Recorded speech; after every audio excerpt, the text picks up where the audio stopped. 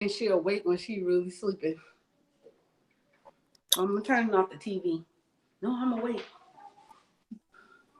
Well, as riveting as that story is, we're going to go ahead and jump into episode number 5 of the Sunday Night Vibe podcast. We thank you for tuning in, and we want you to join into the convo, the conversation. Hit us up on Twitter and Instagram, as well as Facebook at SNV Podcast for all social media outlets.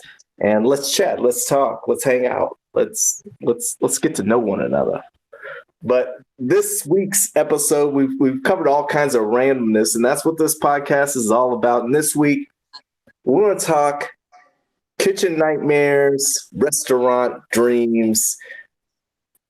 We want to get into the ins and outs. We got some folks that have some restaurant experience. My boy Courtney from the Black Dad Chronicles may or may not be dropping in. He has got some restaurant experience as well. But where all this came about is a little video that has over 1 million hits. Now, I know Claire has she's the one that showed me this video. Nadia, I hope you have heard about this. Have you heard about what's going on at this Detroit Popeyes location? I heard about it. Yes. Woo! Now, not everybody, I mean, it's gone viral. So, most people, I would safely say, have heard about, but not everybody has heard about it. So I'm going to give a little insight of what's going on. So this young lady, Shakita Jones, just started working at this Detroit Popeyes.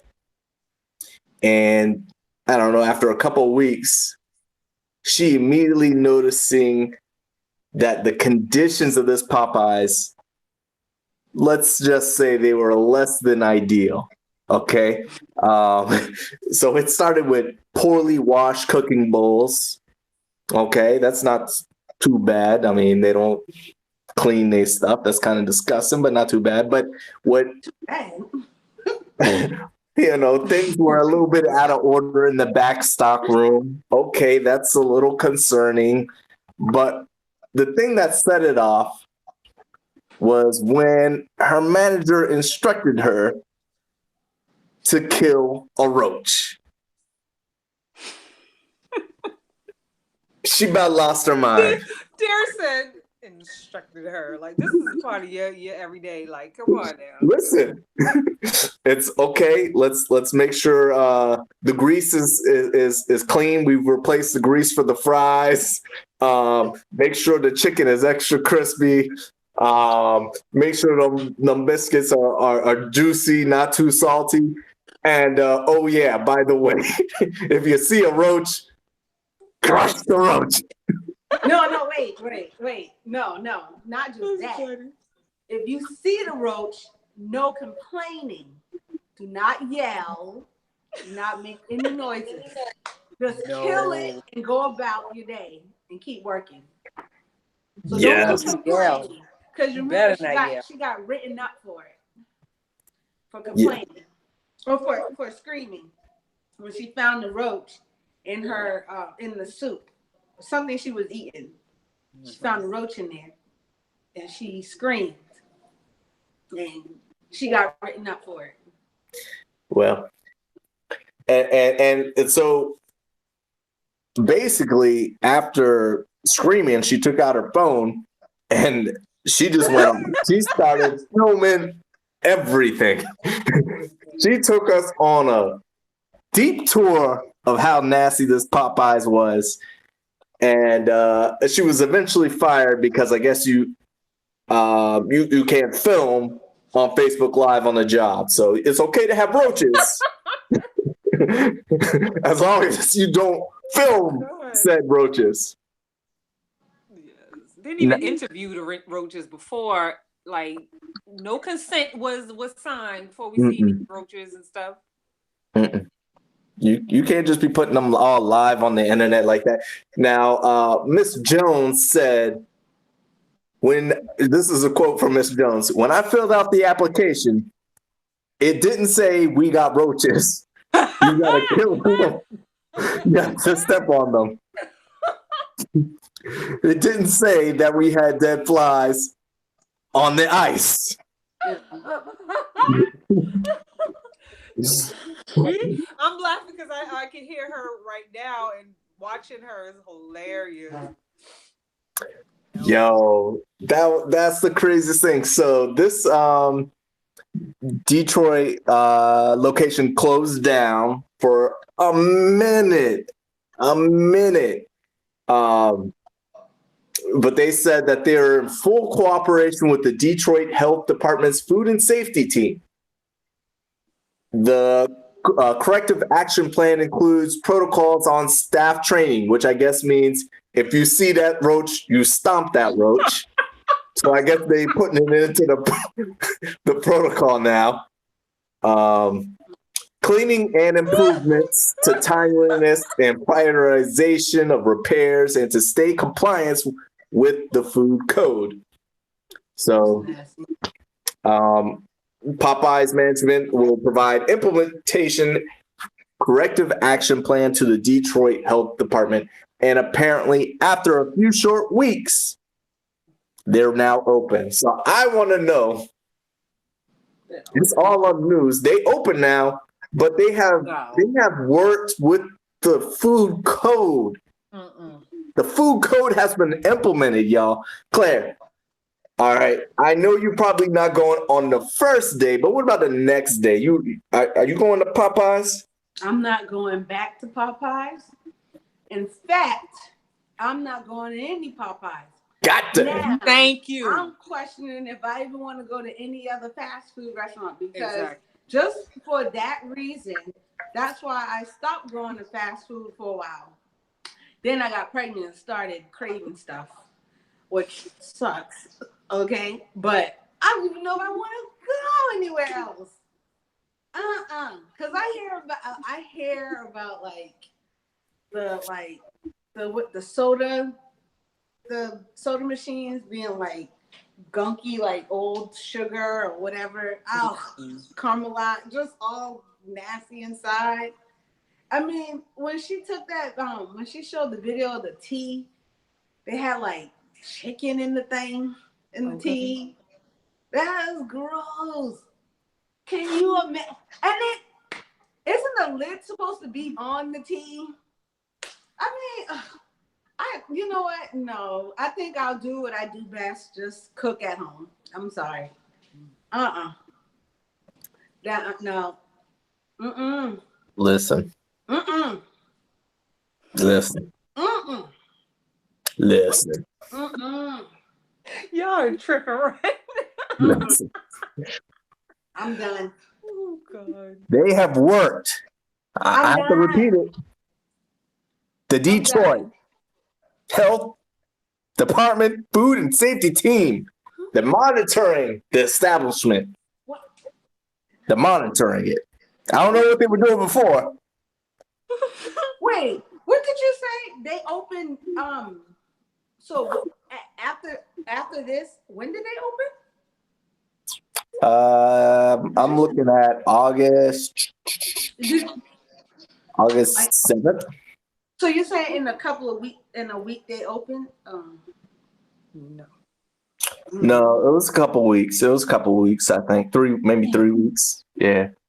Listen, I titled it Kitchen Nightmares because we, in honor of Chef Ramsay, who has gone, from location to location, seeing these kitchens, and he is able to turn them around in 24 hours. He's working miracles. So, I mean, it's been a couple of weeks. If Ramsay could do it in 24 hours, I'm sure they could bring it up to code in a couple of weeks. Yeah, because if Ramsay can do it in 24 hours, a couple of weeks, you should have your stuff together. Yeah. It's not really 24 hours that he's turning things around. Now, let me say this.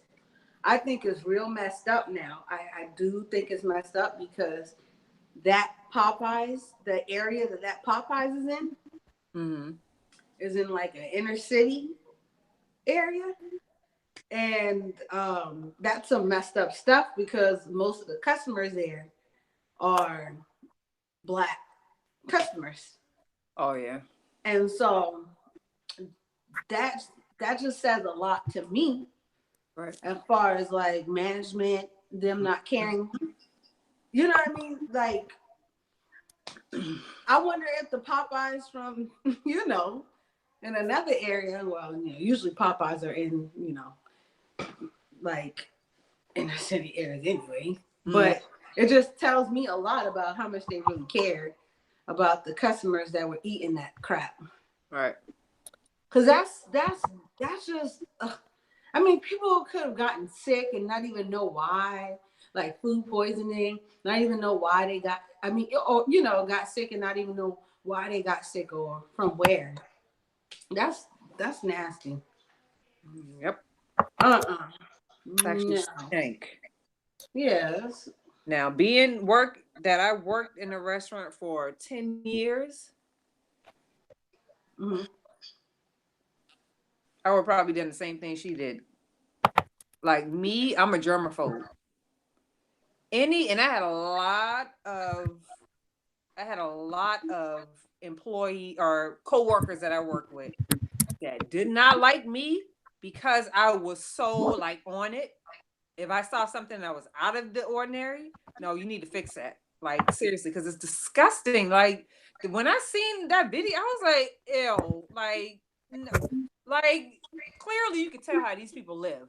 All them people that work in the restaurant. I don't care if they're employees, even the managers. Because the thing about it is some of that stuff in there, because when district managers and regional managers visit the restaurant, they visit on a a nice basis. I don't know how frequent Popeyes does it, but I know in our restaurant where I worked at, they visited a lot. And if the regional managers and the district managers let that go, because how long does it take like to have like an infestation of roach and worms and stuff like that? Just don't happen in a week. It had to been for a long time. And obviously like somebody was just like sweeping under the rug or whatever you want to call it, but somebody wasn't paying attention to it, or at least I think that. Yeah, because that right there, they had to see that. Regional managers, district managers, I'm sorry. They had to see that. I don't care what nobody say. They had to see that. That's what I'm saying. Like, do they really care who care about those particular customers? Mm-hmm. I see where you. I don't think they do. No. I don't think they do. Nope. And I would not go back. I'm sorry. If I lived there and I went to that Popeyes, I'm not going back there. Mm-hmm. Besides, I don't want Popeyes anyway. Greasy food. Some of our kin, they like the Popeyes, but I'm saying if one Popeye's doing it, I'm sorry. I mean, not just Popeyes, like other restaurants. Mm-hmm.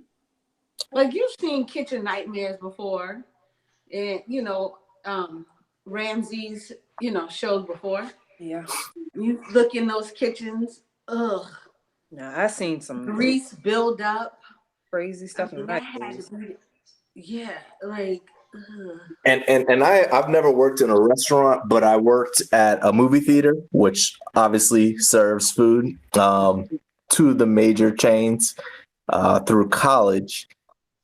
And from our experience, we were on it. When it comes to the soda nozzles, we had to take those things down, scrub them every single night.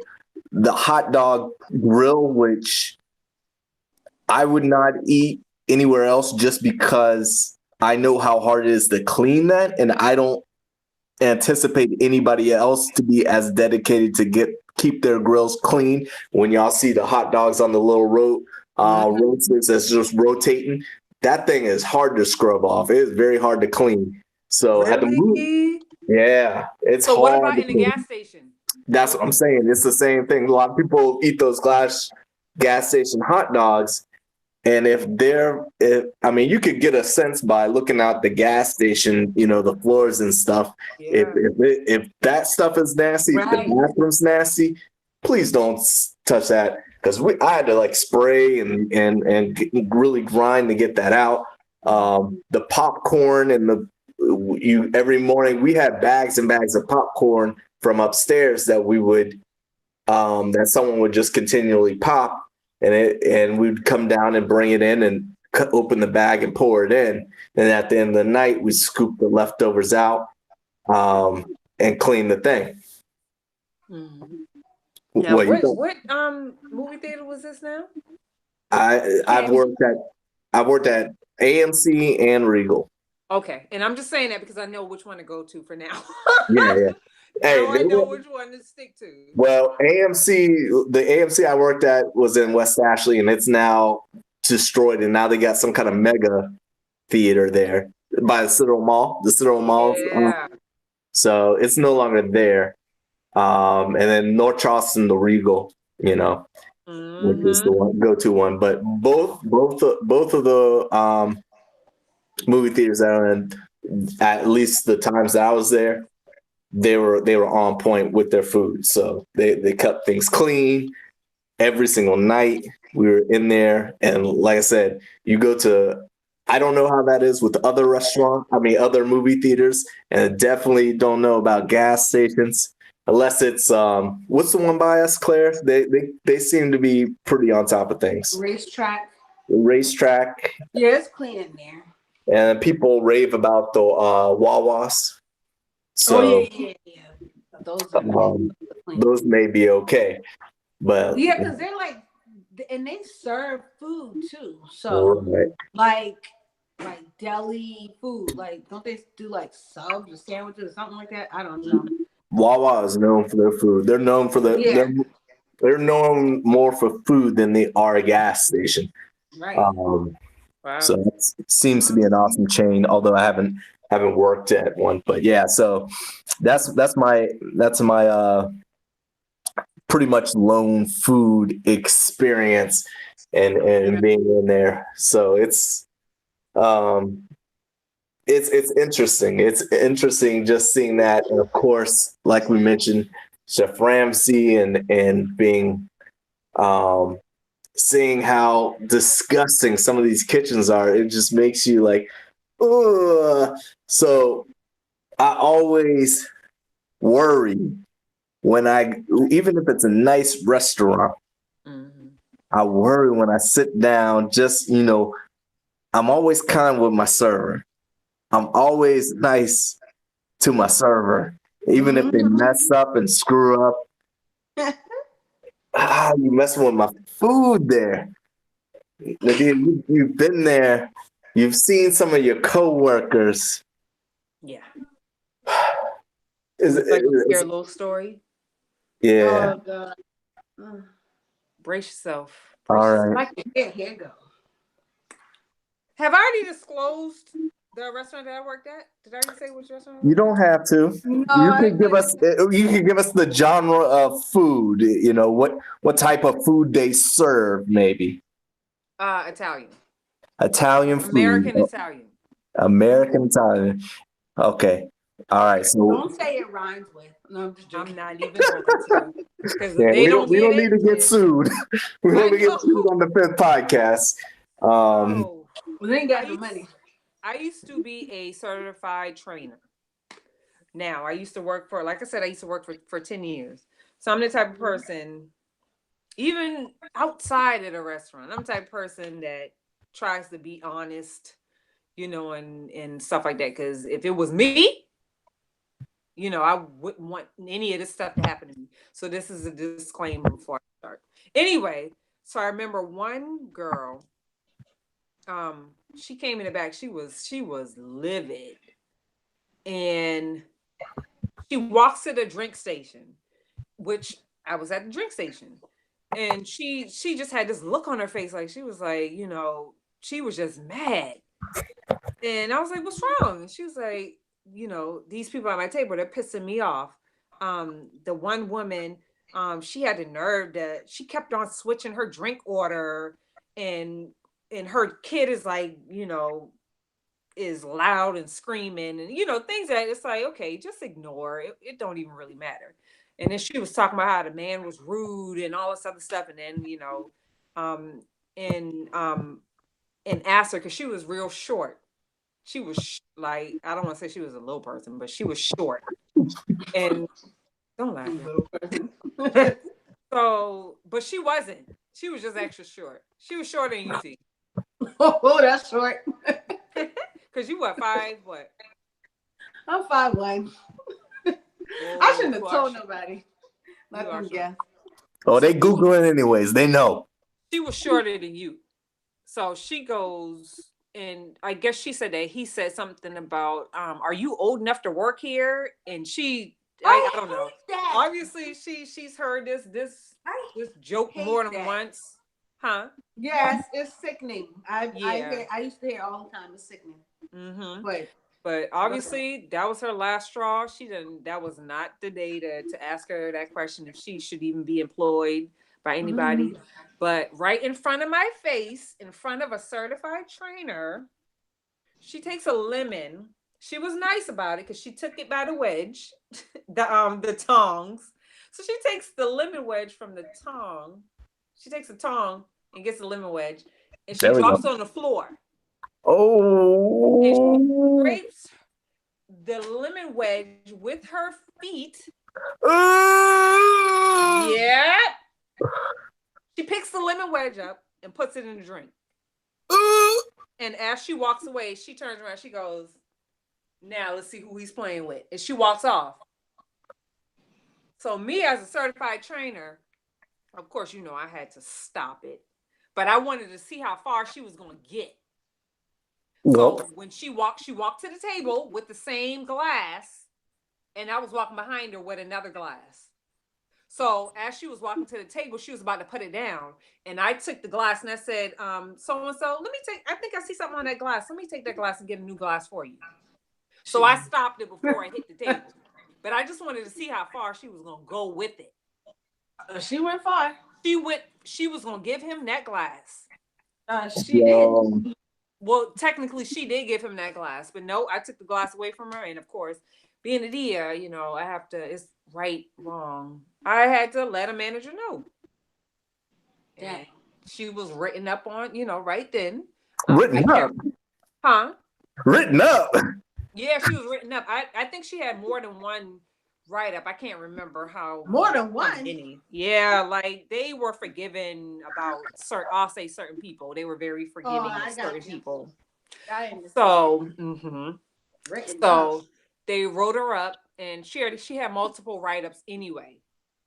And I think for that one they released her. I think she had like more than 10 write-ups. But you're not allowed to have more than that. You can't, like, seriously, because usually they say after the third you're gone. Because first you of course get the verbal, then the written, then after verbal, written, gone. That's usually how it is in normal business. Not with certain folks. I'll just say that. No. God. I mean, that's nasty. That's what's scary. Okay, so, and let's go back to the cause that gave us this nasty effect. She was upset because they switched the drinks multiple times. Okay, for a normal waitress with normal patients, is that a no-no? Because customers don't know that. Is that a no-no? Do you not ask for multiple changes? No, it's not a no-no. Maybe it's the way she asked.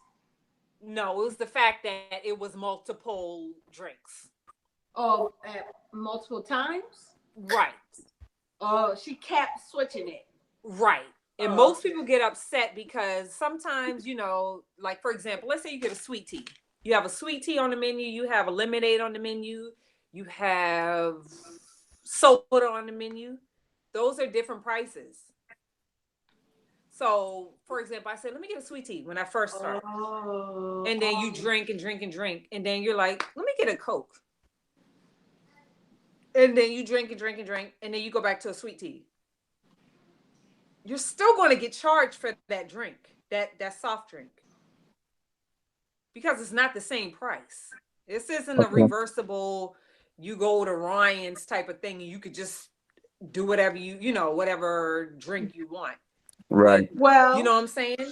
Why can't she just add a sweet tea and a Sprite to the bill? Because some people will be like, I didn't want the soft drink. But it's like, yeah, but you drunk all the soft drink. And then you went back to sweet tea. So the lady was drinking all of her drinks. Right. Oh, I see now. That's why some people get upset. Well, that's why some servers be like, and I'm going to charge them. You know, kind of already charge them. Right, getting attitude. Mm-hmm. Or just some people are like, okay, you being too much. Like, seriously. Me, I don't care. You want it? Okay, whatever. I'm gonna still put on there. You had a drink, and I'm gonna just roll off my back. It's, to me, I don't think it's that serious. It's not that serious. There's more things you could be worried about and getting annoyed with, you know, other than somebody switching drinks. You know what I'm saying? So I don't know. But yeah. Woo. But no, it's not. You shouldn't think of it as a no. You know, but just know that if you do switch drinks repeatedly off like that, there's a chance that their restaurant is going to charge you for either a sweet tea and a soft drink. Okay, that's understandable. I never had it happen to me, but I don't drink multiple different types of drinks. I might go from a Sprite, and I don't really, it's flat, so let me go ahead and get a Coke. And that's after sipping it. Right. Yeah. After sipping it, and then you're like, I'm like, can I just get a sweet tea or whatever? I've done it before. Not many times, but I've done it before. And they're like, oh, sure. Well, shoot. I hope they didn't do anything with my drink. But they said, I don't think so. I think if you were more just, excuse my word, bitchy about it, and you know what I'm saying, giving the server problems. But this particular server, she come to work on level 9. And just that one person put her back at level 10, and she just like, it was just over. Then why work at a restaurant? I mean, if you're gonna act like that, like if you go to like fast food or whatever, and then you like a fast food restaurant, and that person has an attitude like, yeah, what you want? Like I've been to a fast food restaurant on the monitor, like, yeah, what? I kind of remember one that me and you actually went to, and it was in Georgia. Something. I'm like, what? Yeah. Oh yes. We went to one. Yes, you're exact. And guess what? Did we order? No, we didn't. We left. Nope. I was like, I'm out of here. Nope. Yeah. What's your problem? Just for no reason. Like, why are you working there? Don't work there. Don't go in that industry if you're gonna have an attitude. But then again, maybe that person is just a, I don't want to say crappy person, but has an attitude wherever he or she works. Who knows?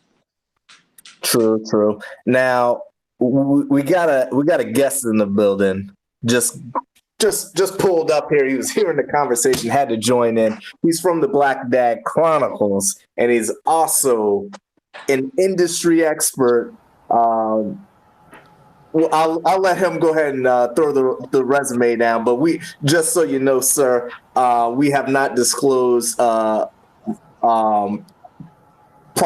employers. We will give industry, if you didn't hear that, such as I worked in a American Italian restaurant, so on. So we don't throw anybody under the bus tonight.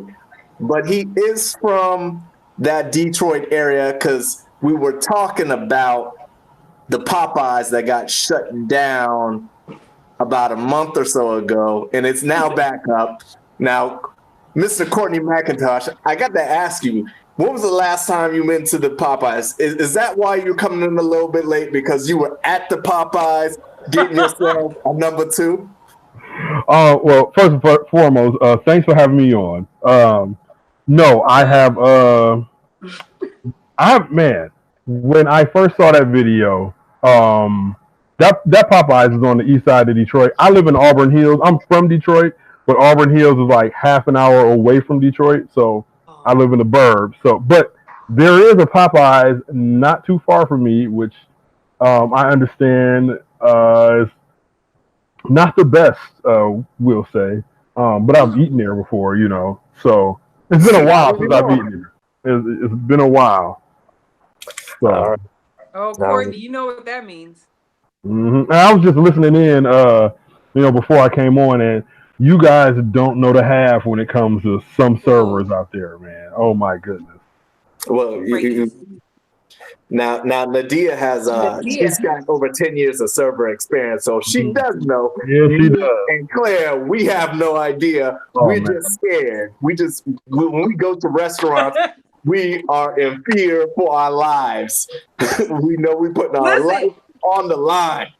Listen, we just went out to eat last week, and he gave me a drink to go. I didn't even tell you, I was paranoid for the rest of the night. I'm like looking at my drink, like, what are these specks right in here? What the heck is it? But I'm assuming it was the peach tea that I ordered. That's what I'm assuming, because I don't know. Let's hope so. Wait, you nodding your head? Yeah, that's what it was. Was it? I mean, hey, it depends, I never seen no specks and no peach tea. No, like pulp, like peach pulp. Pulp? Listen. Or it could have been loose tea, maybe. I don't know. Oh, you know what? I don't like this. I'm pregnant right now. I'm not going out to eat. Soon. I'm not doing it. All right, Courtney. I'm not doing it. Let me get this straight. You are a chef, correct? Or I'm a cook. You're a cook, okay? Yeah, I cringe when people say chef because I'm not, to the technical definition of a chef, and people will let you know this. Is the person who runs and oversees the entire kitchen, or maybe the entire restaurant, but most notably the entire kitchen area. So Okay. So no. You're a cook. All right. Yes, I am educating us. So yeah, and I've done, I've washed dishes, I've been a busser, I've been a host, I've done. I've never been technically a server, but I have, in a pinch, waited on tables and ran food. So I kind of know my way around a little bit, and I've worked with all different types of people, and the kitchen is a jungle, man. So and that added stress of customers, it doesn't really help. Okay. Have you ever worked in a kitchen, either like what we saw in the video from that Popeyes video? Oh, no. Nope. So that's not common. Let me see. I don't think it's not common in where I've worked at, but I kind of like pick and choose where I've worked. So I've been working a fast food place since high school. Well, since college actually. But it's just me picking and choosing. Especially after I got out of culinary school, I was like, I'm just looking, try to get to the high end, the top end, and every kind of spec. I've never worked at like someplace like super fancy, but Wait, Courtney, you went to a culinary school? Yep. Then I will call you a chef, my brother. Oh, well, thank you. I mean, I just try to like, because a lot of people, especially like a lot of old school people, they're like, oh, you got your degree. That means nothing. It's how hard you work. And, that's pretty much how it goes in the kitchen. Because, some people, go to culinary school and they just, they come out and they're, hot, and they, their work ethic is trash, and, they don't want to work nights or weekends, or, they just don't want to work. So I try to like, the only time I really bring it up is like if somebody asks me, I don't like go around in front. Well, I went to culinary school. Right. A lot of people do that, though. A lot of people do that. So, but not me. Have you created a dish yet? Yeah. You are a chef, my brother. Well, thank you. Own it, man. So, yeah, I mean, and I have, I do sell cheesecakes on the side, so I guess I can look at it, cheesecake. So I do have a page on Facebook that you can, Cheesecakes by Chef Courtney. You can go and if anybody wants to order one, I ship. You notice it didn't say by Cook Courtney. Right. Cook Courtney. Yeah, because man, that's that sounds trash, but no. But no, I mean, yeah. All right, fair enough. So let me ask you this, Chef Courtney. So say a customer orders a steak and they wanted it well done, and for whatever reason, it gets to them medium rare, and they bite into it. There's some juice and some red stuff up there. They send it back. You, as a chef, how do you react? What is your reaction? What is maybe coworkers' reaction to getting that order coming back to them? Well, it depends. So one, if I see somebody getting a well done steak, it's like, yo, man, you need your head checked. What's wrong with you? And I say that as a guy who used to eat. Well, I don't eat beef that much anymore, but I used to eat well done steaks, and then I started cooking. And I'm like, medium steaks, and it's like, yo, where has this been all my life? So I be trying to tell people. I'm not a fan of the well done steaks anymore. So, but first, it depends. So if I cooked it, I'm immediately like, oh man, I'm embarrassed, and I immediately get it back on the grill, and get it up to temperature. If I'm not the one who cooked it, but I'm on the line with them, of course you're getting clowned, because how you send out a medium steak, a medium rare steak, where it clearly says on the ticket, well done. Now, I've been in restaurants where some people will say, I want my steak medium plus. And it's like, well, there's no such thing as medium plus. So you send it out there a little under medium just to kind of set that expectation. And sometimes that's good enough. Sometimes they're like, no, it's still too much pink. You bring it up to medium. Oh no, that's too much pink. Really, when they say medium plus, they want it medium well. But then it's been instances where they've wanted medium plus, and it's like, hey, this is, not pink enough. And it's like, well, what do you want? And then you get those people who, I don't get these people, but they just pretty much want a steak seared on both sides and the rest raw. And that's gross. Yeah, people do that. People, you be amazed. Are you serving vampires, sir? I mean, you would think with some of these people, man, but they are vampires. Yeah. So, like I said, if it was me, I'd kind of be embarrassed, but then I'd get over that embarrassment really fast, get that steak up to the right temperature. But if it's somebody else, I'm clowning them. Yeah. Because you clown people in a restaurant. You clown your coworkers just because it's like, it's just for little things. And it's not like in a like demeaning way. It's kind of like in a playful way, like, ha ha, fool. Yeah. Well, let me ask you this. I'm gonna ask you, Chef Courtney, and I'm gonna ask Server Nadia. I knew you were gonna say that. I knew you were gonna say that. What's something that maybe customers do a lot that you as a chef would be like, please don't do that? Is there anything that frequently happens that affects you in the kitchen that you rather people not do? Say they have fake allergies. And what I mean by that is and what I mean by that is a lot of people will come in and say, oh, I'm gluten free, or I'm allergic to onions, or I'm allergic to, like, the weirdest thing I've ever heard an allergy to was to strawberries. And you know what? I can understand that. Avocados too. But when somebody says like I'm gluten free, usually it means like what we think in behind the line is okay. So this person has a gluten sensitivity, so we can't serve them any gluten at all. But It's gonna be hard. most of the time, it's people like, oh, I'm not trying to have calories, so I don't want any gluten. So therefore, I'm gonna say I'm gluten free,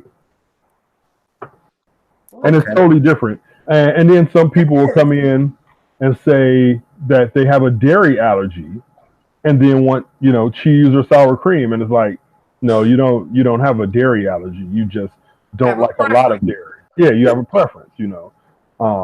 So that can that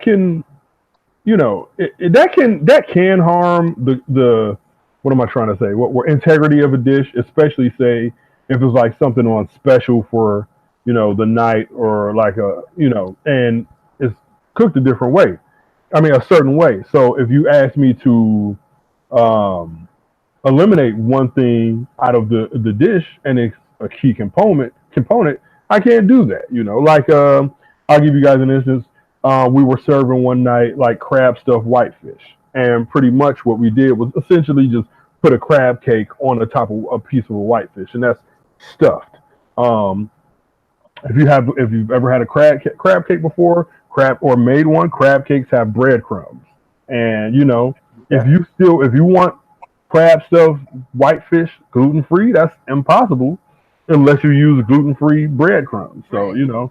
but most places don't use gluten free breadcrumbs because they're expensive. So and Mhm. panko's cheap. So Would you say, okay, this is gluten free, and send oh out that same old? oh no, We oh no. can't do that. You can't do that. Just Well, in you just case they are really gluten, like they can't take gluten. Yeah. You can't. like I'm pretty so sure. so most of the places I've been is like Trick or treat. no. If somebody asks if they can get it a certain way, no, you can't. Sorry. And people get Mm. upset. People get really upset. Well, why can't I have it? Because we can't serve it to you that way. We can't take the dairy out of this. We can't take the gluten out of this because it's all a mix. So, people get you know crazy, insanely upset and belligerent about certain things. So, Exactly. And then that's like a custom order, which you hmm probably can't do that. You know well, what I some mean? some Because places, are do allow. Like I've never worked at a place that didn't allow for like you to, like do substitution. But I've also worked at. I think I've worked at one place where you couldn't do substitution. So like the only substitution you could do was we had a fish and chip dish, and you got served a whole piece of trout as the fish portion, and it was just battered and deep fried. And the only substitution you can make for that is have the head cut off and the tail cut off, because people get a little scared, freaked out when they see a whole fish come out to their table, so eyes and everything. I don't know. Mm-mm.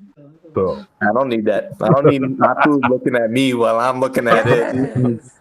I mean, I can understand Mm-mm. the head, but the tail once you fry it is like some of the best part of the fish.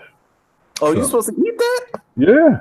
Yeah, you can eat like if you ever get like a piece of catfish or perch or any kind of fish that and you get the tail on it, it fries up, it gets really crispy. It's kind of like a fish crackling. I say. I mean, I'll keep a note of that if I'm ever on Naked and Afraid. But besides that, yeah, we gonna go ahead and cut that tail off and the head too. The head too got to go. Yeah, that's what I meant by saying people with fake allergies, because then you'll also have people that say, "Oh, I have a shellfish allergy," and then we'll be like, "Well, you can't. You might not want to have this because, like, say something deep fried, like because we fry fish or we fry shrimp in this. Oh, that's fine. So you don't really have a shellfish allergy. You just Mm, don't like fish. You Right. just don't like shellfish. So, but yeah. people who have those allergies, they come to restaurants prepared. People who have those like, oh, I just don't want it, those preferences, they usually come, they ask a lot of questions, and then they get upset when they get something that they assumed might have been like, gluten-free or dairy-free or mushroom-free or whatever, and it turns out that it wasn't. Like, I worked at this one place. The veggie burgers were a mushroom base. So it was basically like ground mushrooms, and then like you took dried porcini mushrooms, and that was eggs and breadcrumbs, and that was the base. And they were like, well, can we get this without mushrooms? And it's like, no, you cannot, because it's a mushroom patty. Oh, you mean it's like, a portobello? No, it's a mushroom patty. It's ground mushrooms combined with other things to bind it, and that makes the burger.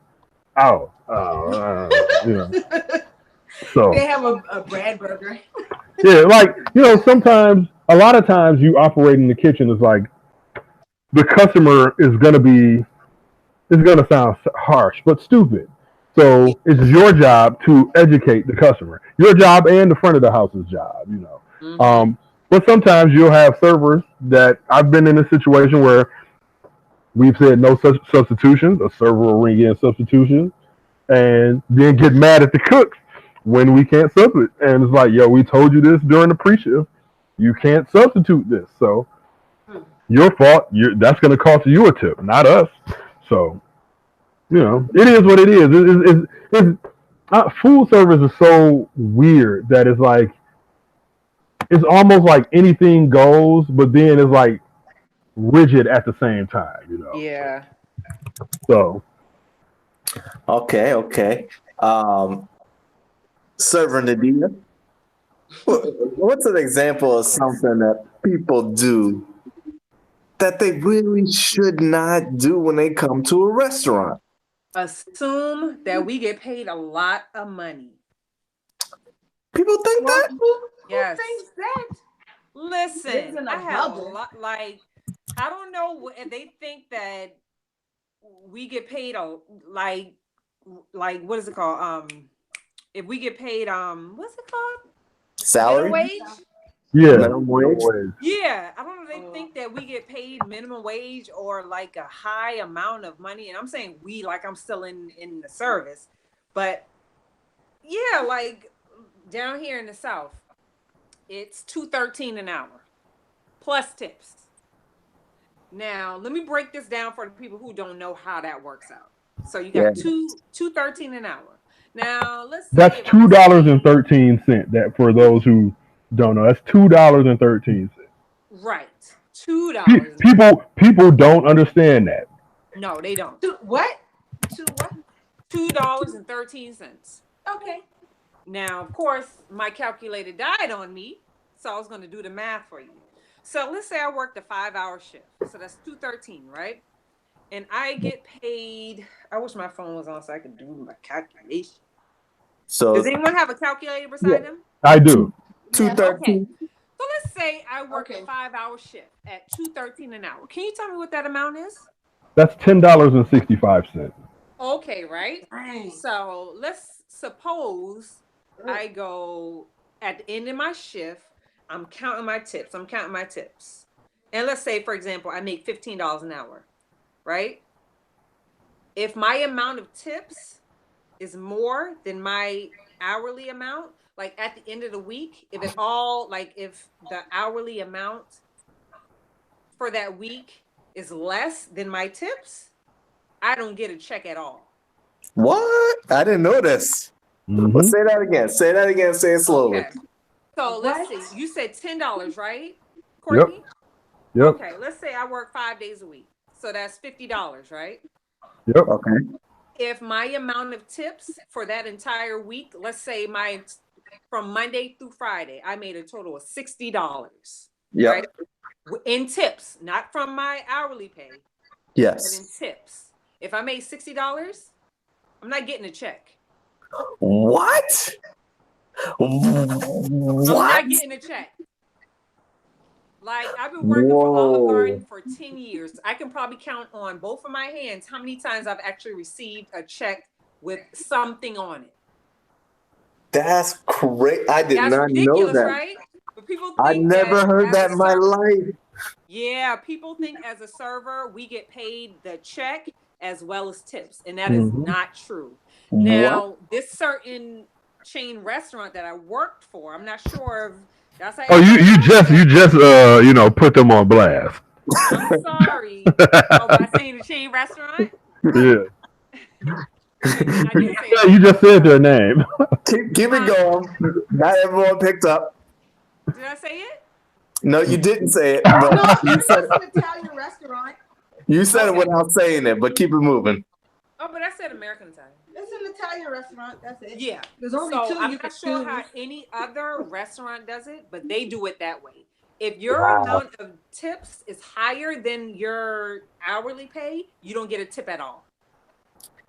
That And I think most people think, okay, I know you work double shifts. I know your check, you making all this money. And then that's when people start to think, okay, well, I'm gonna just leave them $3 here for a tip. wow. That's where some servers get kind of just disappointed and just kind of annoyed. And sometimes you get that server that's just like, okay, what do you want? And then some servers that's like, I already know. And I usually don't do this, but some people do. They kind of prejudge. Oh yeah. Based on race. I know I'm gonna get this amount from this group of people, or I'm gonna get this amount from this group of people. I don't know. Sometimes it's accurate, but for me, I mean, if you go in there with a smile and you ready to go ahead and do your thing, that type of stuff you don't even pay attention to. Like me, I know I don't even want to say the group or anything. Well, we know. That's crazy. Hey, I don't mind putting this group of people on blast either. And it's wrong, but and so like I'm in a group, and it's funny talking about you were talking about your check. I'm in a group chat with my with my old coworkers. I just left working at PF Chains, and one of my former coworkers posted in the group chat yesterday that today was her first time receiving a check in about 6 months. Yeah, man. Wow, that is. See, this is what I'm talking about. Yep. I knew you guys were working with a way below minimum wage, right? I think maybe a lot of people know that as well. Right. But I did not know if your tips exceeded your hourly wage, you would not get that hourly wage. That is news to me. That's crazy. And then a lot of times, like with the tips amount that servers get, like during lunch, a lot of people don't understand this, that during lunch when generally prices are cheaper, that means that they're leaving less of a tip. And a lot of people don't realize that, but sometimes you could have a table of two people, their bills each come up to like $15, and they're paying separately. Those people are probably tipping you $2 a piece. Yeah, Courtney, don't you forget that in some restaurants that the server, once at the end of the day, they're tipping out to bussers and they're tipping out to bartenders, and when you leave, you only left for like $7. Because at PF Chains, when I was busing, you had the servers had to tip the bussers out. Like if it was just one busser on a shift, it'd be 1.5%. If it was more than one busser, it would be 3%. So I went home some nights, with more than some servers. Now sometimes you could look at the server and be like, they're lazy. But sometimes you be like, yo, that's messed up. You had you were on top of your tables all night and you just had bad tables, So like I have a philosophy because I work in the industry, so I know how much these folks make. So I always overtip. And my wife would look at me strange sometimes when I tip, 20-25%. I'm like, well, you don't know how much they make. I do. So if they had, if they gave us, good service, then they're getting, probably 20%. I've only had one occasion where I have not tipped the server, just one. Even though I've had others where, I could have not tipped the server but sometimes you got to realize sometimes they just might be having a bad day. True. That's why I always, and like my kids, whenever I go through the drive-through or anything like that, or anybody who I'm with, I get strange looks because when I pull up to a drive-through, people don't realize that person who's at the window is generally maybe a teenager or an older person, depending on what time you go. But they're generally a teenager. And they've had, they got to deal with, school, the stresses of being a teenager, all that stuff. But then they also have to deal with everybody else's problems who come through that window. Because no matter what, the person at a drive-through window gets treated the crappiest out of everybody else in like the food service industry, in my opinion. So I'm always like bright and smiley. I try to keep a conversation going. I try to do what I can to ensure that I'm not one of those people that they could be like, man, I hate this job. I hate my life, So wow. Yeah. People don't consider that though, But I guess it takes sometimes, just working in the industry to consider that, but I think it's just common courtesy, when you just don't be rude to people, especially people who are handling your food. Oh yeah.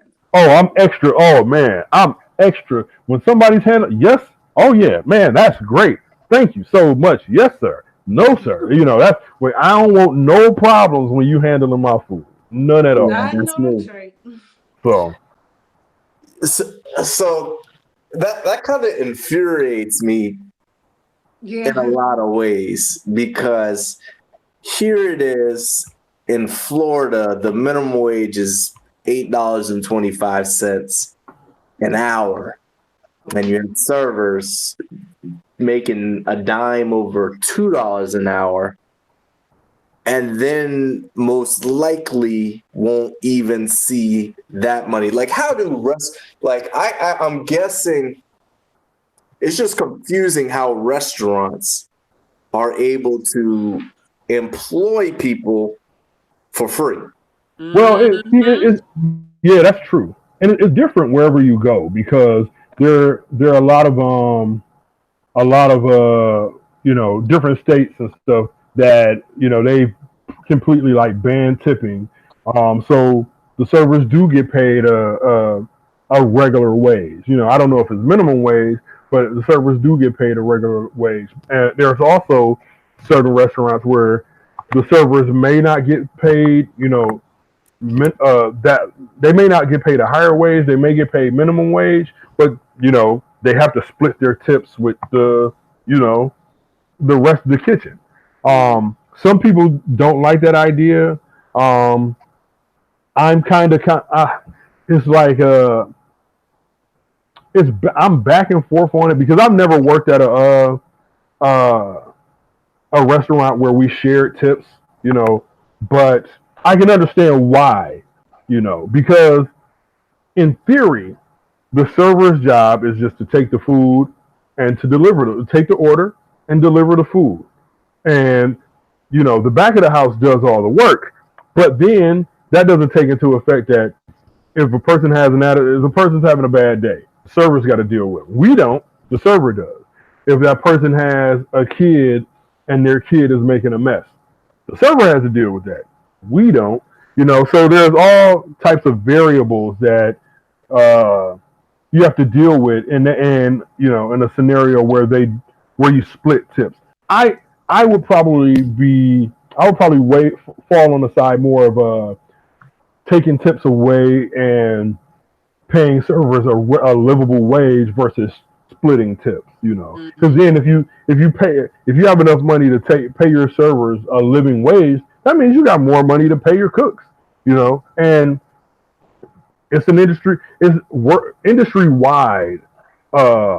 It looks like, I can only speak really for Detroit. Wages are kind of going up, because for the longest time, Detroit, had like really, people were trying to start you off as a cook off at like $9 an hour, $8.50. I'm like, I didn't pay money to go to culinary school to come out and make $9 an hour. I'm sorry,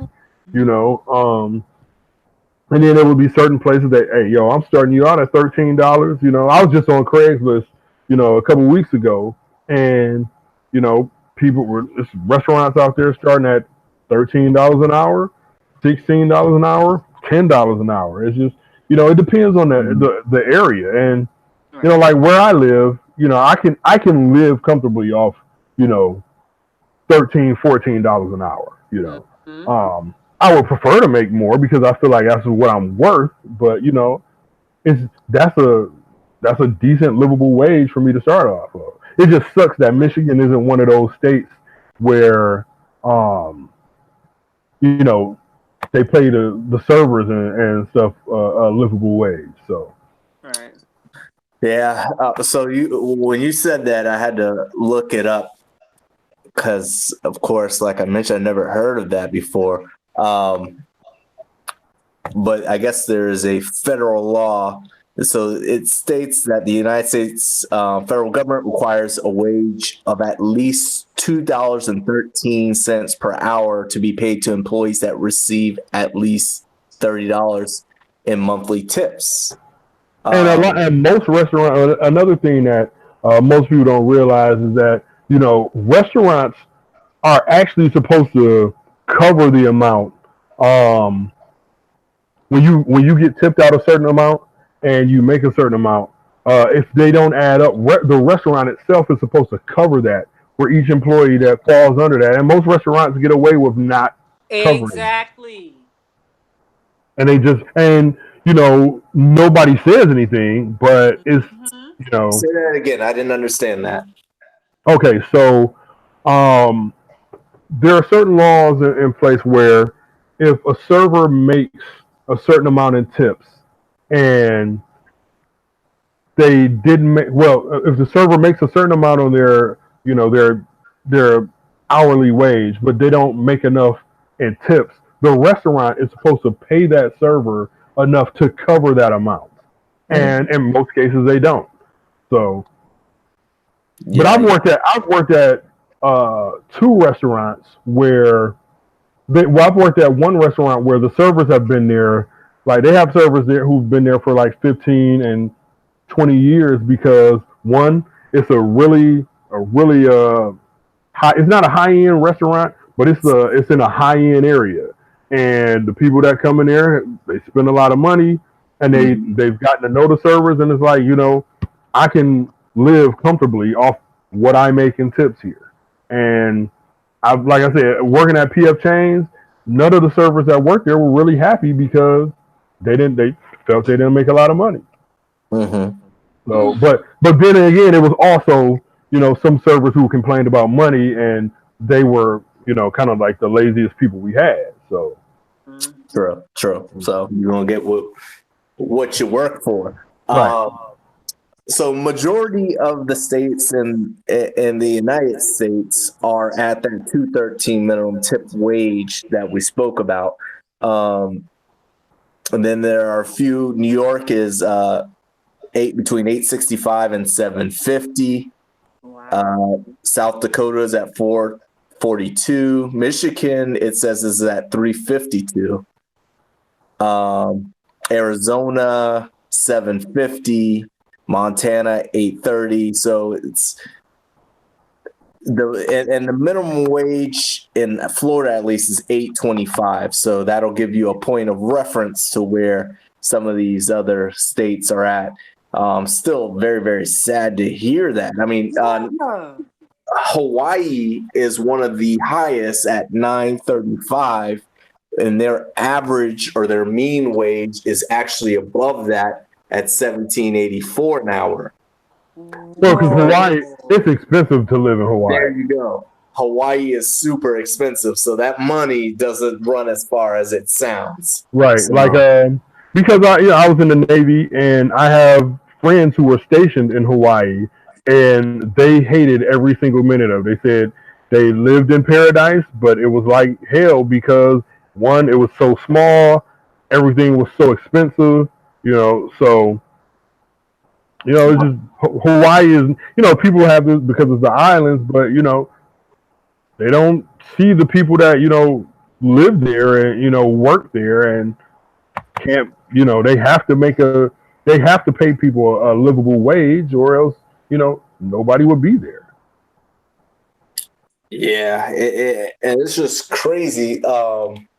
You see somebody had just a diagram of what wage you need to earn to have a comfortable living. We see this all the time, and if you're living on these 213 that you'll never see because generally you'll be over just it seems like just by merely working you'll be over that tip. I mean, how hard it doesn't seem very hard to me to not do that. So to not out tip your minimum wage, and that's just bizarre. That's just crazy, and it's a kind of a shame that if you have a restaurant where your business is predicated on not paying your employees and having your customer pay your employees, should you really be in business? Nope. Like, I can't imagine this working. I know there's other things that depend on tips, but I mean, I couldn't imagine that going to Best Buy and you have to give the person that showed you where the video game was a tip, or else he's not going to get paid, or he'll get paid a tenth of his paycheck. Mm-hmm. That's just bizarre to me. Like, it doesn't like, if we had that system across the board, we would be in no better place than third world countries to me. I mean, being dramatic to some degree, but like, that's just because you got to depend on other people's leniency to get your check. Like, it doesn't matter. You could work as hard as you want to work, but if someone's only going to pay 8% of their check, what are you to do about it? That's just bizarre to me.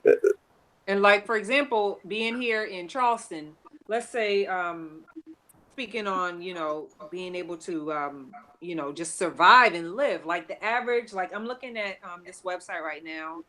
It's rentcafe.com. According to them, the average rent for Charleston, let's say if I had a studio apartment, I'm by myself, that right there is $1,193. Now, at the end of the month, with the amount that servers usually get paid, you won't be able to survive off that, plus utilities, and plus trying to have a sense of life outside of working. So, and that's where I think people think that it's like they see us running around and they think that we're just getting money, and it's not. It's not even working out like that. Not saying that we're begging people, because I remember one sister told me, she said, and this is due to gratuity, because now they have the option, if you want to take off gratuity, you could do that. I had one sister tell me, excuse me, what is this on my check? I'm like, that's the gratuity. It was a party. I'll probably say it's a party of more than maybe 30, 35 people. And it was only 2 servers on this party, myself and another server. And it was chaotic people. And we added a gratuity on it. Now, her particular check had a gratuity of $4.93. I remember this because I tell a story I used to tell a story all the time during a training class. And it was $4.93. And she goes, what is this on my check? And I'm like, oh, ma'am, that's a gratuity. And it's like the automatic tip on there. Who said I wanted to leave you that amount of money? And I'm like, ma'am, well, if you want to, I can go ahead and remove it off, and you could go ahead and leave the tip you want to leave. Just that easy, that and that simple. No, because I don't think you need that much gratuity from the rest of us unless you dancing on some tables. When I tell you that, my feelings was like, I was like, are you serious? Now there's 2 people running back and forth to your table to a room that's far away from the kitchen. We trying to make sure before it leaves the kitchen, going on the, ticket, making sure everything is on the ticket. And if it's not correct, we're telling the cooks, hey, boom, this isn't correct. We need this. And making sure if the cooks didn't clean up the side of the plates, we're there cleaning up the side of the plate so the presentation looks nice. And then you're telling us, no, we don't think you deserve that much. Go ahead and take that off. Like, to me, that's kind of like a slap in the face. It's a slap in the face, but a lot of people up here see gratuity because before I even started cooking, like just here in Detroit, it's a lot of restaurants in the Detroit area that if you have a party of 8 or more or 6 or more, they automatically add in gratuity on, no questions asked, and they have a sign on the door that say, hey, party of 8, gratuity is automatically added. Right. And I just remember I had a buddy one time back in college was like, yo man, what is this on my bill, man? I'm like, gratuity. He's like, man, I ain't order no gratuity. And he was dead serious. People say that, a lot of people say that now and be joking, but he was dead serious, like, that's gratuity. He's like, man, I'm like, yo, that's because, a lot of people, when they had these, being big groups, they don't like to tip. And he's like, man, I ain't order no gratuity. I'm like, hey, that's restaurant policy, And a lot of times people are okay. Most times I've seen people are okay with it, but you got, certain people that would be like, man, why am I paying this? Blah, blah, blah, blah, blah. And it's like, how do you expect for me to basically, take care of you, be your babysitter while you're out to eat, and you don't want to tip me? Yeah.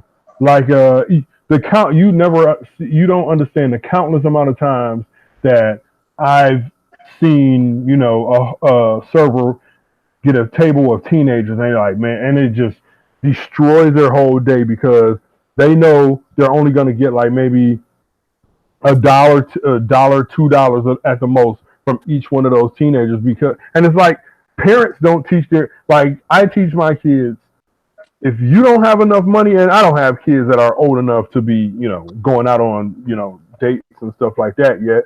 But, if you don't have enough money to tip, then you can't afford to go out to eat. And it's just that simple. But a lot of people don't, teach their kids that. So you get, teenagers coming in leaving $1 tip, and it's just like, man, I took, and the server's like, yo, I took care of them. I did everything for them, and I get $2 for a tip, and it's just like, it is demoralizing. I'll be honest, watching that, and it's demoralizing for the person, so it's a hard task. Yeah, it's hard. It's not, and I've seen a lot of people who've never served before, like, oh man, that just seemed like it's easy. Tell me how to balance a tray, and I'll tell you how easy it is. Because balancing the tray is not easy, And a lot of people see like, oh man, that look easy. Nah, man, it took me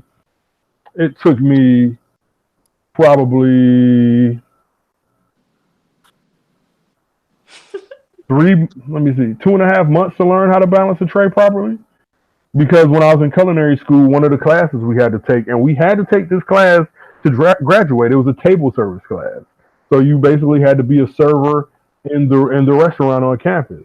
And that I waited until my last semester to take that class because I was terrified to be a server, one. And it's like it's not like my hands are like super clumsy, but you guys can see my hands. My hands are big and my fingers are kind of fat.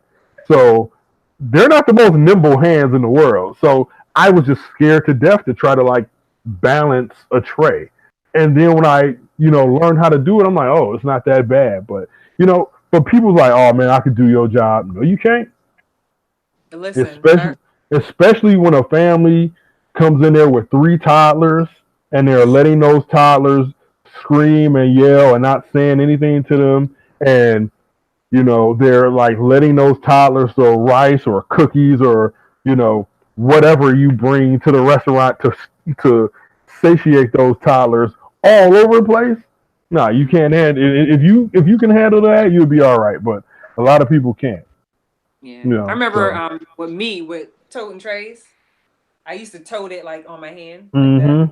But I want, like, I can't remember. I think one time I got carpal tunnel in my wrist, Mm-hmm. and had to learn to carry it on my fingertips. Yep.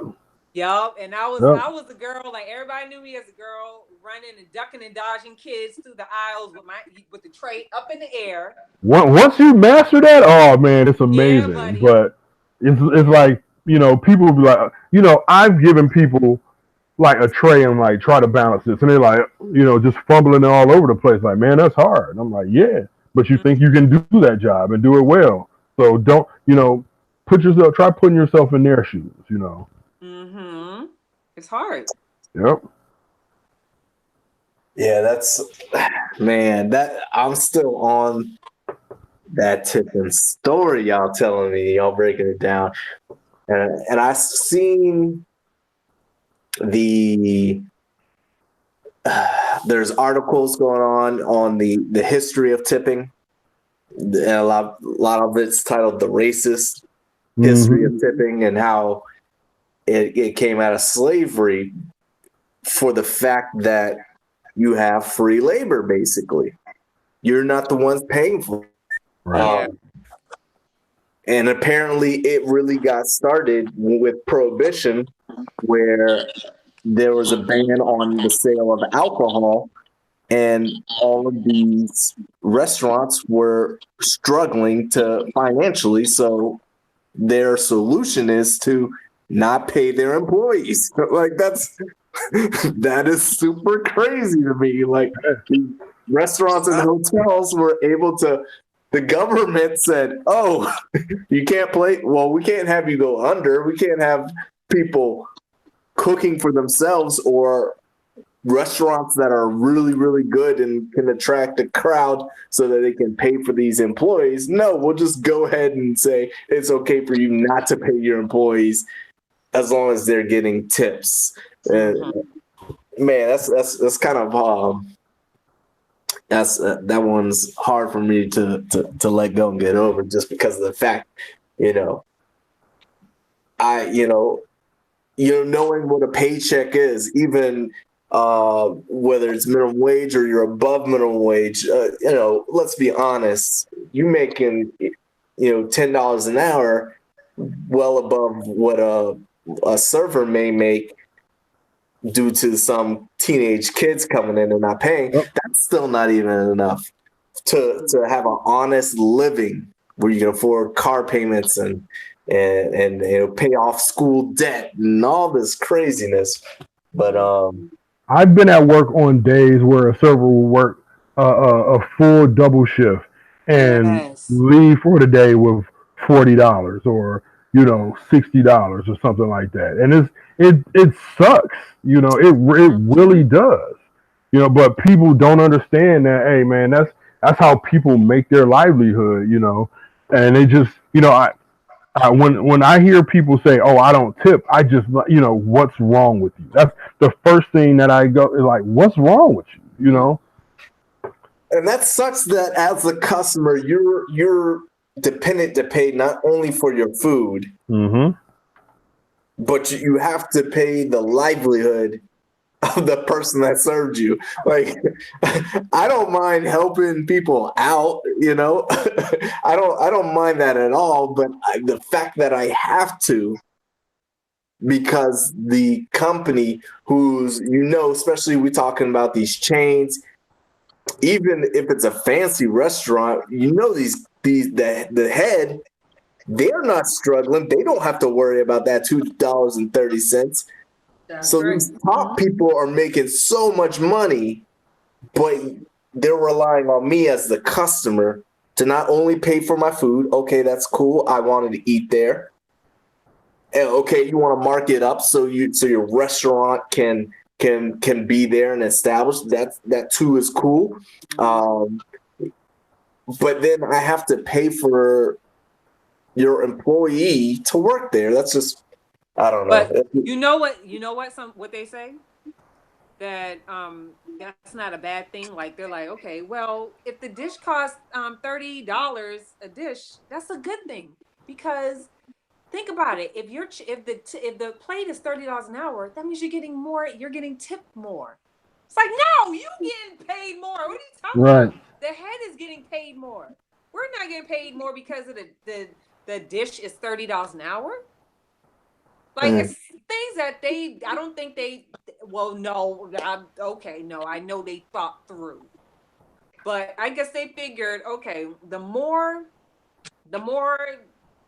servants we have doing our dirty work, the more money we're gonna get in our pockets. Mm-hmm. No, we're not seeing the money that we need to see, because at the end of the year, most of the time, if you ask any server, I guarantee you at least 70% is seeing at the end of the year, they're owing money back. Yep. They're not gaining anything from taxes. Mm-hmm. Like most of the time, they're not getting nothing from taxes. And then you gotta also worry about, like you said, Courtney, people doing double shifts. Mm-hmm. You got people who, like, for example, I had carpal tunnel. I remember I had to go to the hospital. I passed out on the floor, tray straight up in the air, full of a whole bunch of stuff. Passed out right on the floor. You got people who suffer, just back pain, being on your feet for so long. Yeah. And exactly. The cooks on their feet for so long, and they don't get a good break. You know what I'm saying? Like one of them back in there in that hot kitchen. What? So that's my question, because okay, so I majored in exercise science, and after that went to massage school and became certified, right, in massage. Mm-hmm. So I was trained to study the body, the movements of the body. I may be able to see if something's out of whack. I want to know, with all of that work that you guys have to do, even the cooks, the chefs. Well, let me ask this: do the servers get medical? Do y'all get insurance? Or what do you call it? Like health insurance? Health insurance. Yeah, benefits. Insurance for the job. I'll let you answer the servers and the cooks. Well, so I've worked at so one of my favorite places that I work, and it's I never should have left. I left 2 years ago, and I never should have left. But I left because I was wanting more. So it was a restaurant group. A guy named Bill Roberts owns it. One of the best people you could ever work for. Took care of us. He offered everybody insurance. We had to wait a year, to get insurance, but we came in, at a pretty high rate of pay. So that kind of, it didn't necessarily offset it, but you weren't mad because you were making $10 an hour and weren't getting benefits. You were coming in, I started there making $13 an hour, and then I was able to get benefits after a year. And it's a good place. He takes care of us. He made sure that, we had anti-fatigue mats, which most restaurants don't do, but it's if you're a restaurant that has anti-fatigue mats, your cooks will love you. They're just rubber silicone mats, and they make a world of difference. But that's the only place I've worked that offered, health insurance. Most places oh man, yeah, we don't offer insurance. Jeez. Man. Because I can imagine I can't imagine carrying a heavy tray. I'm sorry, I'm too little for that. Then again, you said that a girl who was 4 foot something was carrying her trays too, but I can just imagine all that stress that's going to your shoulders, your neck, your back, and you have to do this basically every day or however long you work or whatever, and you don't get insurance. So you may or may not get a check. Yep. Or keep those tips. And if you're in pain, you can't really function properly. And then you don't have money to go to the doctor. Go to the dang on doctor. Yeah. And it's some places, the places that offer insurance, I know the restaurant group I was just talking about, while he offered insurance, it was expensive insurance. Like for my family of 5, if I would have been getting, I was grateful because my wife's job had like really, really good insurance. So I only had insurance for myself. But like if I had to get insurance for like, family of, my family of 5, I would have been paying like $289 every 2 weeks. And it's just like, that's my car, my car insurance right there, that's, you know, 2, 3 bills, that's my phone bill getting taken out in insurance. And it's like, I was grateful that I had it, but it's just like, wow, I can't afford it. So, but it depends on where you go, because there are some, like I said, some companies. Mostly, it seems like in the restaurant industry, is more corporate places that offer the insurance. Your little like small, like one-off, two-off restaurants, they don't necessarily offer it. But it got to a point where me and a bunch of my coworkers were like, because people were striking here for McDonald's for $15 an hour, and we were like, if McDonald's pay their workers $15 an hour, we straight leaving, because we all trained, and McDonald's offer benefits and they have good programs, what I'm saying, for their employees. Like, we straight up, we going to McDonald's, So, but it never got that far. And I know y'all asking yourselves, including the audience, what was that bad? Why get there? Yeah, I'm thinking it in my head, but my main reason was because you have money in your pockets every day. Mm-hmm. You have something in your pockets every day. You don't have to wait 2 weeks for a pay, to get money. You know what I'm saying? Yep. Yeah, that was one of the reasons why I was like, ugh. I'll just stay until I find something. Well, should have went to massage school at least. We get dang all right. And we can keep on right about that. Like for me, I love food, and like I'm not like super creative. I can't, like draw or anything like that, So the way I express myself is through cooking, and people don't understand that's an art. It is, and people don't understand the adrenaline rush you get from cooking. It's a rush, and it's like I can't explain it. Like the greatest joy that I'll ever receive is when I see somebody eat my food and they smile. Yes. That's it. That's it. It's no greater joy for me, right? While I'm on this earth, than seeing somebody, maybe like, when my kids graduate from college and stuff like that, high school and all that, they get married and all that, But professionally, I should say, there's no greater joy for me than seeing somebody eat something that I prepared and smiling, and they not sending it back. You know what I'm saying? Yeah. Okay. If you imagine as a mother, like for example, T, if you slaving in the kitchen, you doing your thing in the kitchen, you think you doing your thing, you got your hips swinging, and you like, I'm putting my foot up in this food. And then the kids eat it. They're like, Mom, this is the worst thing ever. Like, Mom, throw it away. Put it away. I don't like it. You'd be like, well, God dang. Oh, my kids do me like that. My daughters, I should say, my daughters do me like that. Because they're 11 and 8. So they're kind of picky, kind of. Yeah, like my son is 14 and he'll eat everything. So Oh, good. But and I'm trying to teach them how to cook too. So like my 12-year-old, my 11-year-old, who was the worst one, she's now starting to understand, food, and she's starting to try more things. But, she just would instantly look like, oh, Dad, I'm not eating that. Well, she'll walk into the kitchen and it'll be smelling fantastic, and she'll walk in there holding her nose like, oh, what's that smell? And like, get out of my sight. That's what it's out.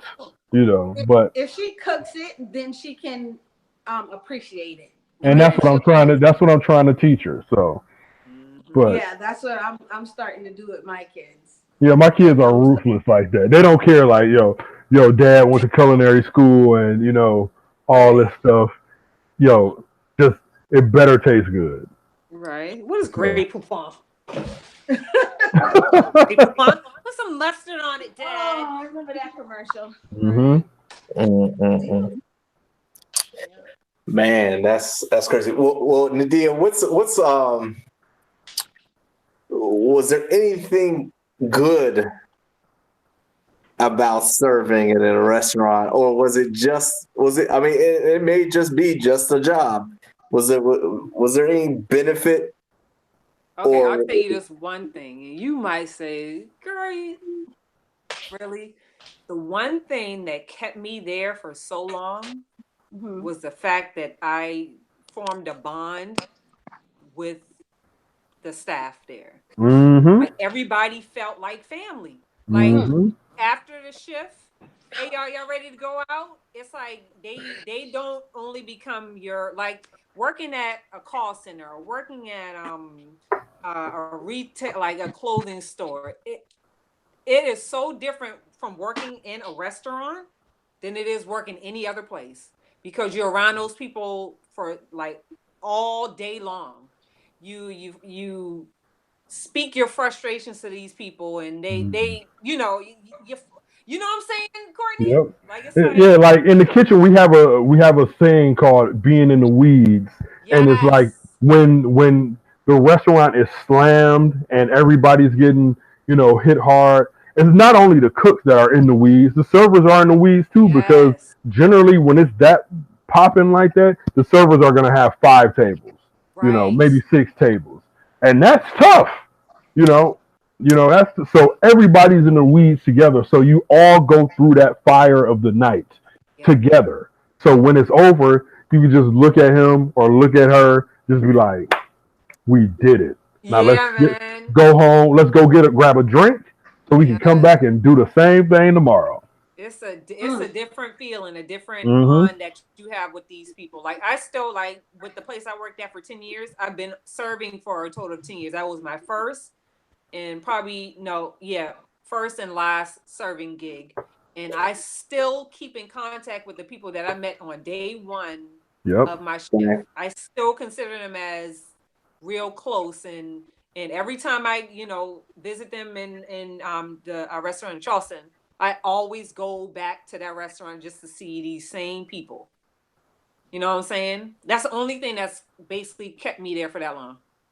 Okay, cool. Oh, like at the restaurant I used to work at, man, it's just like, yo, them my guys. Like I still go up there some mornings if I'm passing by, take a dozen donuts up there. Those are my guys. You know what I'm saying? And we'll always be like that.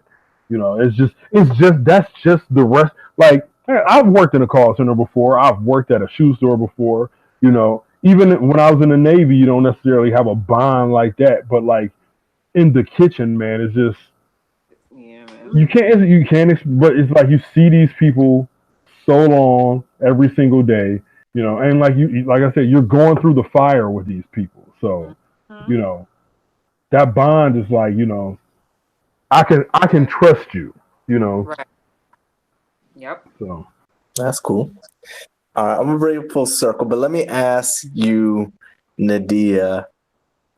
We talked about the tipping horror side of things and the bratty kids that don't want to tip and all that.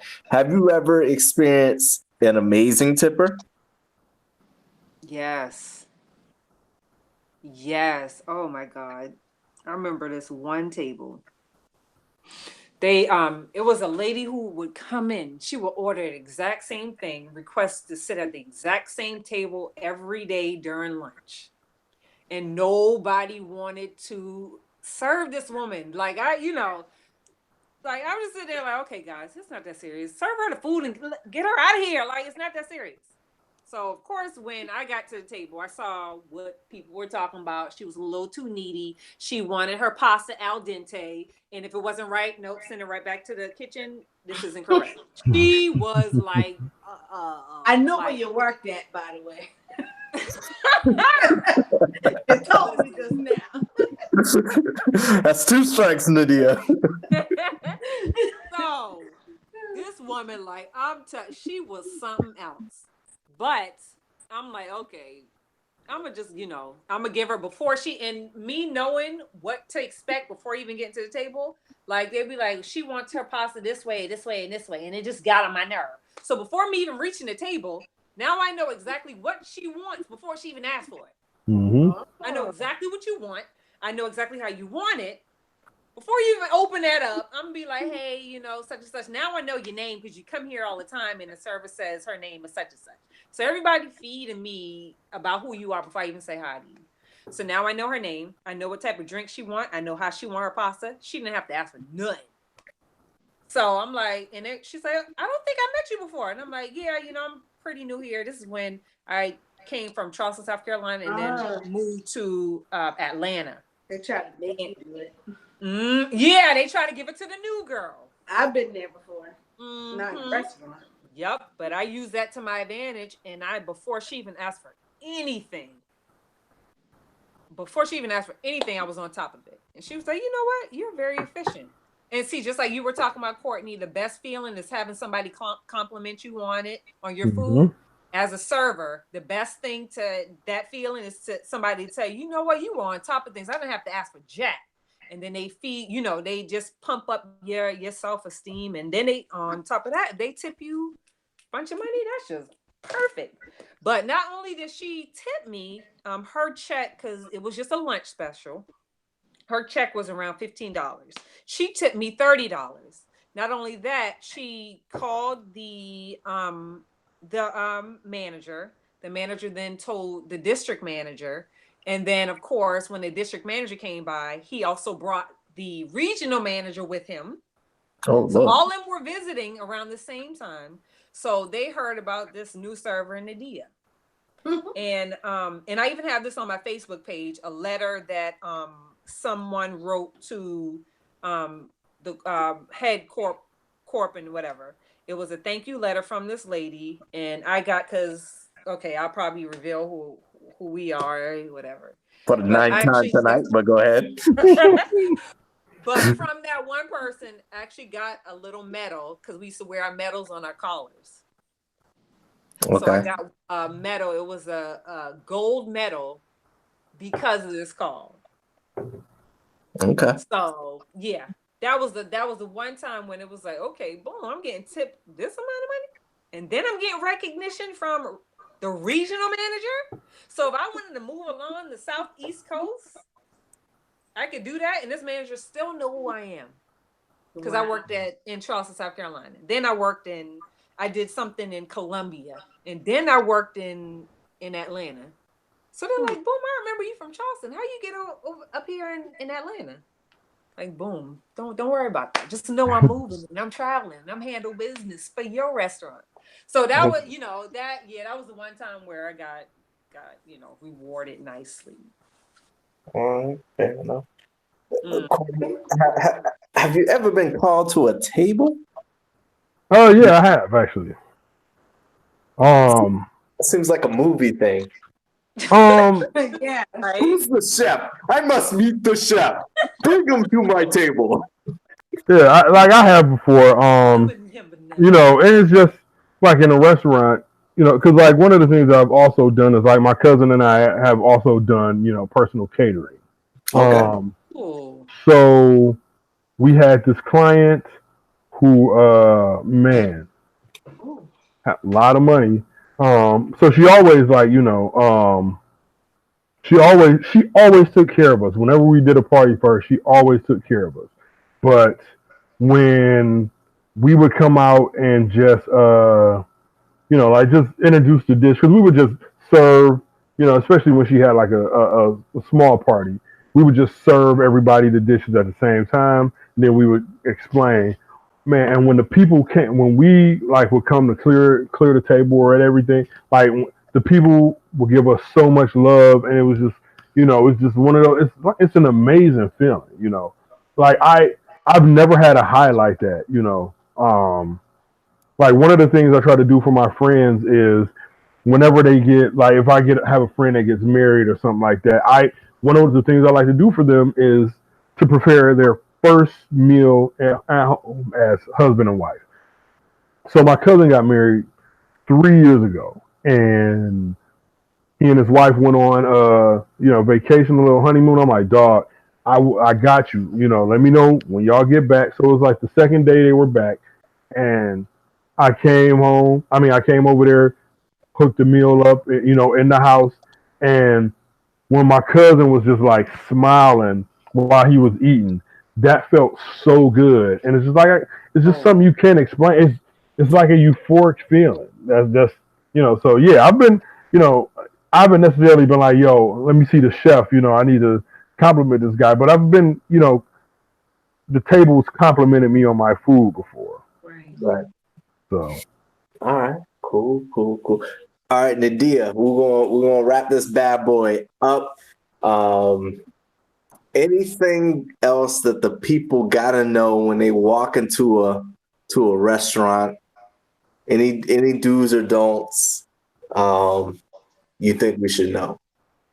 Okay, let's start with the don't. Don't request a high chair and then put it in at the head of the table. Mm-hmm. Or at the head of a booth. Because it gets in the way. Please don't do that. And if somebody is walking past with a tray and you happen to drop something off that tray, who's getting hit first? The poor little baby is getting hit first. Like that. Like that right there, that's my number one don't. If I could think of anything to piggyback off of that, because I've seen this plenty.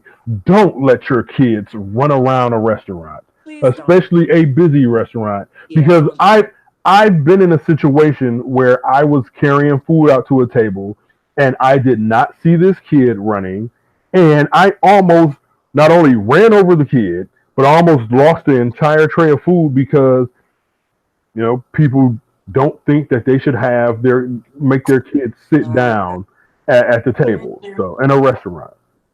That is so like, don't do it. Don't do it. Don't do it. Yeah. I think I can list the do. Tip your server. Exactly. When you go to the restaurant, and if it's at lunchtime, which I did not think about before this conversation, maybe you should throw a little extra on top too.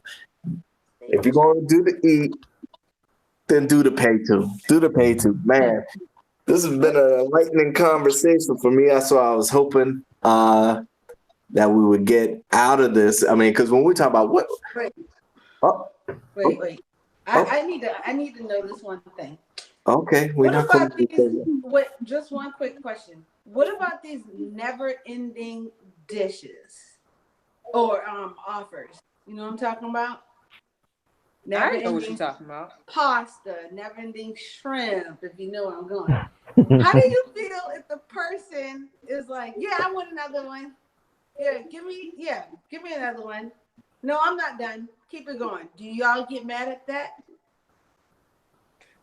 Do cooks or servers get upset that? Okay, so I'm pretty sure y'all already figured out where I used to.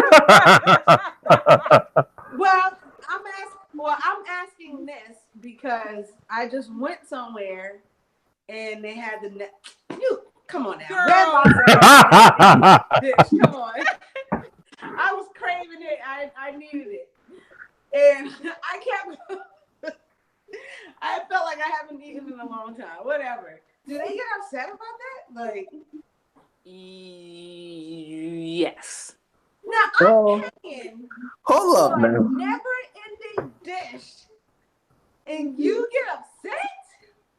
It's a touch. It's very touchy. I'm gonna tell you why. Because the first dish, you get a big bowl. The second dish, you get the smaller bowl, right? Now, I don't think they necessarily care about, if you switch it up, you get your first bowl and you got this pasta with this sauce, and the second bowl you got this pasta and this. That's not what the servers kind of get annoyed about. It's the touchy subject of taking it home with you. Oh. Because it's all you can eat within the restaurant. Not all you can eat and then take it home with you. cares? It's not their food. It's not. But then They ain't even paying you. Why you care? It's not because their restaurant.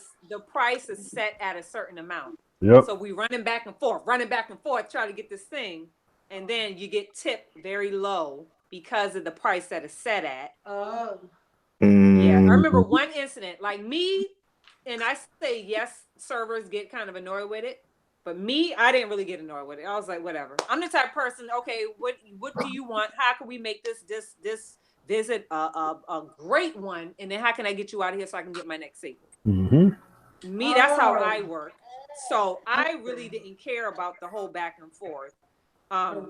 But I had one table. I remember this table very vividly because this was the first and last time I ever got written up. And in my 10 years at I was about to say the restaurant, but 10 years at this place. Where? So, Okay. Oliver Twist? These people told my manager that night. I just so happened to be the only brown skinned person working on the floor that night. So I come to my shift the next morning and I'm being greeted by two managers and a couple white sheet of paper and them saying, Nadia, we need to have a talk with you. So I'm like, okay, well, what's going on? At this time, I'm a trainer now. So I know the wrongs and rights of what to do and how to handle, situations. So sat at the table and they say, well, last night we had a party complain about your service. And I said, oh yeah, well, how is that? So they said, well, they said that they had a server of a particular race, which was my number one, which I hate. They had a server of a particular race say that you told them the name of the actual special, the pasta thing you're talking about, that the whatever pasta thing is not a buffet. And I said, excuse me? When did I ever say that? Like, to me, I was like, first of all, I would not tell people who at the end of the meal, you got to tip me money. Why would I sit there and insult you like that and say this is not a buffet? And they said I was like attitude with it, and this is not a buffet. Yeah. All the stereotypes. I was like, okay, first of all, that's a complete lie because I would never say that. And number two, why would they say? Because they didn't tell me at the the point of what was going on. But then I said, okay, so let me guess. They said, and by the time they didn't tell me that the people said it was because of a particular race or whatever like that. But I kind of guessed, and I said, let me guess. They said it was a black server who served them, and he said, yeah. Not knowing my rights, I could have sued the pants off those people. Mm-hmm. Oh, I could have sued them, but I didn't know about all that. But yeah, you could have sued the manager. I could have sued the entire corporation Mm-hmm. for writing me up because a customer said they basically because I was a black server and you writing me up. You didn't try to go and say, okay, what time of day did you come here to visit? Because it could have been a server at the beginning of the shift. But you basically picking any black server you want and being like, okay, Nadia was the one who was working yesterday. Yeah. We saw her yesterday, so we know she was here. Right. And there's a lot of black people that work there. Dang. So anyway, fast forward to like a few months after that.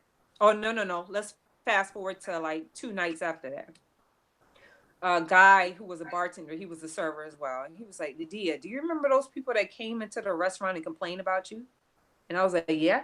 He was like, they actually came in the restaurant last night and I don't know what happened.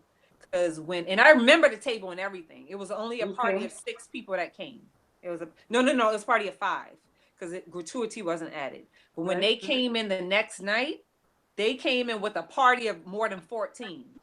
Because the manager told them, you come in next time, we're taking care of your bill. Mm-hmm. So they come in the next day or the next day or two afterwards, brought a whole bunch of people and started on like the most expensive stuff on the menu that was like around $15. And they got all of it comped. all of it comped. And the managers they were pissed, and they came up to me and was like, yeah, do you remember the people we wrote to? And I said, okay, Ann, like, don't come talking to me about all of the food you had to comp, and you just wrote me up 2 days ago. Like, you expect me to feel sorry for you right now? Exactly. Or something that I did not do, you know? You didn't even check. No investigation. No investigation. Now let's fast forward a few months from now, so we can go ahead and hurry up and get everybody have a nice night. But a few months after that, and like I said, I remember these people. They come and sit in this little cafe area we have, right? And they started talking to me about how to get things for free, and how to get what you want, and how they got a trip to Jamaica free from complaining. They said, if you complain, you can get anything you want for free. They were just going on, and I was like, oh yeah, really? Oh, okay. And then the man opened up his mouth and was like, yeah, not too long ago, like a few months ago, we came here and we complained and said that our service was bad, and we got all of our friends got a whole bunch of food for free.